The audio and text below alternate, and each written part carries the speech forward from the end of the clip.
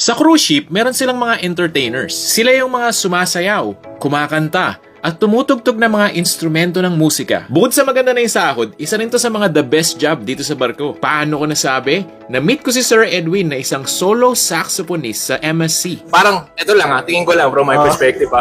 Parang ang masarap na work talaga dito is parang sa inyo, entertainer eh. Nag-enjoy kami kasi bilang musician no, sa entertainment department, maraming privilege na para sa amin yan, nakakain dito. Tapos yung, mas mahaba yung oras namin mamasyal kasi yung trabaho namin 3 oras hanggang 4 na oras lang. Tapos pagkatapos nun, ng 3 to 4 hours nyo, Wala ka nang gagawin. sa inyo na yung oras nyo. Oh, mag-gym ka, mamasyal ka. Ano bang salary ng mga ganitong saxophonist dito sa barko? Starting lang, hindi nyo ano, Sige, sige. ballpark. Para may idea lang sila, lagpas 100,000.